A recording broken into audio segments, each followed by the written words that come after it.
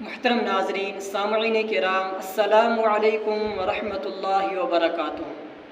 آئیے آج کی اس ویڈیو میں ہم قرآن کریم کے متعلق بنیادی معلومات کو جانتے ہیں، اس لیے ویڈیو کو ضرور دیکھیے۔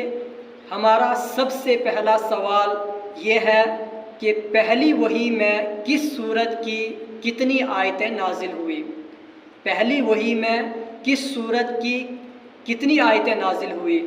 تو اس کا صحیح اور درست جواب یہ ہے کہ سورہ علق کی 5 آیتیں۔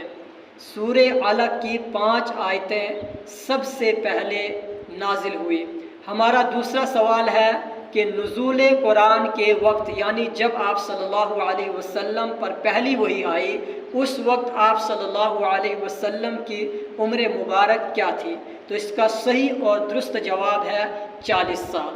پھر اس کے بعد ہمارا تیسرا سوال ہے مکہ کے کاتب وحی کا نام بتائیے۔ مکہ کے کاتب وحی کا نام بتائیے۔ تو اس کا صحیح اور درست جواب ہے شرجیل ابن حسنہ کندی رضی اللہ تعالیٰ عنہ۔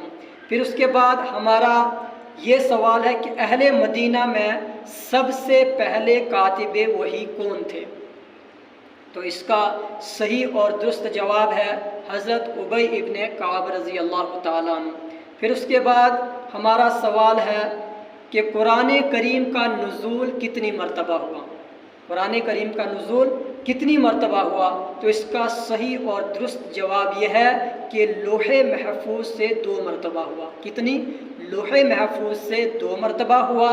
ایک مرتبہ آسمان دنیا کے بیت العزت میں پورا، اور پھر تھوڑا تھوڑا کر کے حضور اکرم صلی اللہ علیہ وسلم پر نازل ہوتا رہا۔ پھر اس کے بعد ہمارا سوال ہے کہ بتائیے قرآن کریم کا موضوع کیا ہے؟ قرآن کریم کا موضوع کیا ہے؟ تو اس کا صحیح اور درست جواب یہ ہے کہ قرآن کریم کا موضوع انسان ہے۔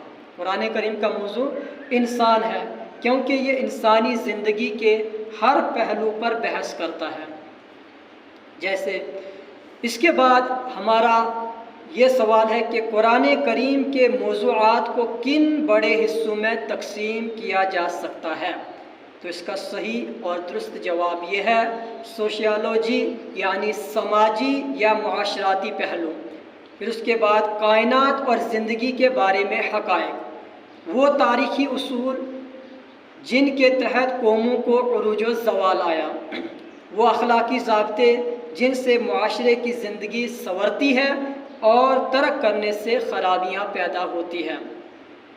اب اس کے بعد ہمارا آپ سے ایک سوال رہے گا، اس کا جواب آپ حضرات نے کومنٹ سیکشن میں دینا ہے۔ تو ہمارا آپ سے یہ سوال ہے کہ قرآن کریم کی سب سے بڑی سورت کا نام بتائیے۔ قرآن کریم کی سب سے بڑی سورت کا نام بتائیے۔ اس کا جواب آپ حضرات نے کومنٹ سیکشن میں دینا ہے۔ خدا حافظ۔